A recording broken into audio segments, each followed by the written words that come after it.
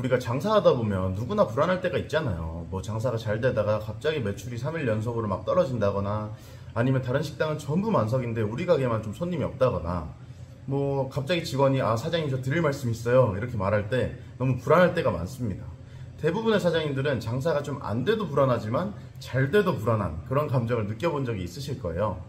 우리는 왜 이렇게 자주 불안할까요? 그리고 이런 불안감을 좀 없앨 수 있는 방법은 없을까요? 저도 장사를 한 8년째 하다 보니까 이제는 좀 이 불안한 마음을 어떻게 극복하는지 저만의 노하우가 조금 생긴 것 같아요. 저는 이렇게 했을 때 매출이 좀 줄어도 불안하지가 않더라고요. 한 3가지 정도로 말씀드릴 수 있을 것 같은데, 오늘 영상 끝까지 보시면 장사를 하는 동안 좀 마음이 많이 편해지지 않을까 그런 생각을 해봅니다. 첫 번째로, 불안이 언제 많이 줄어드냐면 최악의 상황에 대비가 되어 있을 때 불안이 좀 줄어들더라고요. 장사하면서 최악의 상황이 뭐예요? 폐업이잖아요. 폐업을 하게 되면 뭐 어렵게 모아서 투자한 돈도 다 날리고 대출 이자도 못 내게 되고, 그러면 생활도 힘들어지니까 불안할 수밖에 없습니다. 그래서 어떻게 하면 이 폐업이라는 상황을 근본적으로 대비를 할 수 있을까 생각을 좀 해봤어요. 폐업을 어떻게 대비해? 그냥 폐업하는 거지 뭐. 저도 이렇게 생각을 했었는데, 폐업을 하고 나서 그 다음에 내가 뭔가 할 게 있으면 어때요? 생각보다 폐업이 두렵지 않더라고요. 물론 폐업은 두려운데 그 이전에 우리가 폐업에 대해서 느끼던 불안감이나 두려움보다는 많이 줄어들게 되더라고요. 근데 폐업하고 나 할 거 없는데? 이럴 수 있잖아요. 아니에요. 우리가 식당에서 일한 짬이 있는데 진짜 최악의 상황에는 그냥 다른 식당 가서 일하면 되죠 뭐. 요즘에 다들 사람 구하기 힘들다고 난리잖아요. 잘 나가는 식당도 마음만 먹으면 우리는 얼마든지 취업을 할 수 있는 그런 조건을 가지고 있습니다. 저는 이렇게 생각하니까 마음이 너무 편하더라고요. 근데 다른 식당에 가서 일을 못하겠다는 사장님들이 있어요. 어떤 사람들이요? 장사가 너무 잘 돼가지고 자존심이 허락을 못하는 그런 사람들이 있습니다. 주변에 사람들이 계속 너 장사 너무 잘한다 그렇게 막 칭찬해주고 찾아와주고 하니까 내가 아무리 망하는 한이 있더라도 쪽팔려서 다른 식당에서 일을 못하겠다는 거예요. 쪽팔려가지고. 그러다 보니까 이 사장님은 그 최악의 상황, 밑바닥으로 돌아간 그 상황에 대해서 뭔가 마음속으로 대비가 안 되는 거예요. 대비가 안 되니까 마음이 계속 불안하고 불편하고, 그러지 않으려면 어떻게 해야 돼요? 내가 좀 잘 나갈 때도 좀 겸손하려고 노력을 하면 좋다는 이야기입니다. 잘 나갈 때 조금만 더 겸손하면 오히려 내 마음이 편해질 수도 있다. 좀 장사 잘 된다고 벤츠 사고 뭐 해외여행 다니고 비싼 술 마시러 다니고 이런 거 소문나봤자 좋은 게 있어요 없어요? 없다는 거예요. 주변의 시선 때문에 내가 최악의 상황에 대비하지 못하는 그런 불상사는 만들지 말자는 이야기입니다. 두 번째로, 최악의 상황에 대비하는 방법은 뭐냐면, 요건 좀 비싼 방법이에요. 내가 돈을 벌었을 때 자산으로 바꿔놓는 거예요. 처음에 한 3년 정도는 장사가 잘 되다가 갑자기 경기가 안 좋아져가지고 장사도 안 되고 그걸 다시 잘 되게 만들 그런 체력조차 남지 않았을 때가 있잖아요. 그런 순간이 왔을 때 잘 벌던 시기에 사놓은 건물 가격이 많이 올랐다고 한번 생각을 해보세요.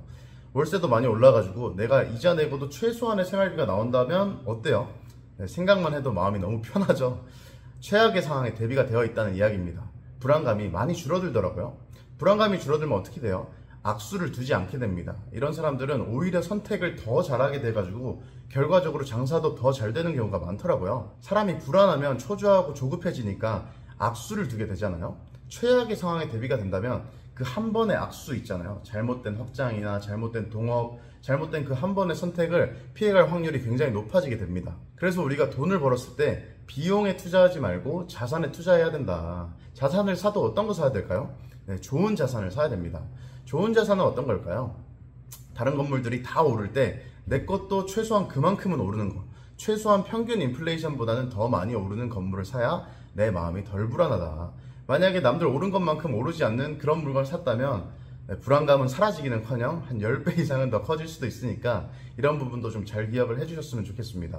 지금 계속 저의 이야기를 하고 있는 거예요. 세 번째로, 우리가 불안함을 좀 낮출 수 있는 건 매출 상승보다 비용 관리에 좀 집중을 하는 거예요. 우리가 장사를 할 때 매출을 올리기 위해서 하는 행동들과 비용을 관리하기 위해서 하는 행동들은 전혀 다른 행동이잖아요. 근데 사실 경기가 안 좋을 때 전체적인 시장의 소비가 줄어드는데 그 와중에 우리 가게의 매출만 올리는 게 쉬울까요? 아니면 비용을 낮추는 게 쉬울까요? 소비가 줄어드는 시기에는 같은 시간을 들인다면 비용을 낮추는 게 훨씬 쉽습니다. 에너지도 훨씬 적게 들어요. 우리가 같은 시간을 투자했을 때 더 효과가 좋은 일은 어떻게 해야 돼요? 우선순위에 둬야 되는 거잖아요. 그래서 매출 증진보다 뭔가 비용 관리에 우선순위를 두는 것이 불안함을 해소하는데 많은 도움을 주더라는 이야기입니다. 당연히 비용 관리를 이미 잘 되고 있는 사람이라면 매출을 높이는 데만 집중을 하면 되겠죠. 그런데 매출을 올릴 때도 제일 먼저 돈을 투자해서 매출을 올릴 생각을 하지 않는 게 좋습니다. 장사가 안 되면 다들 마케팅에 돈을 써가지고 뭐 매출 좀 올리려고 하는데 그건 어쩌면 좀 쉽게 돈 벌고 싶은 욕심일 수도 있어요. 매출 증대에 투자를 하고 싶다라면은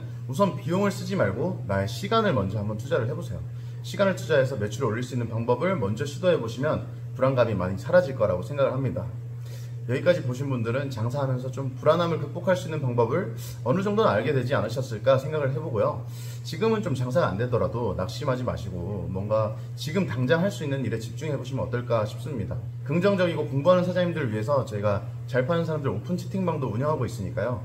들어오셔가지고 긍정적인 이야기 나누면 좋겠고요. 아래 댓글 참고해 주시면 오픈 톡방 링크가 있습니다.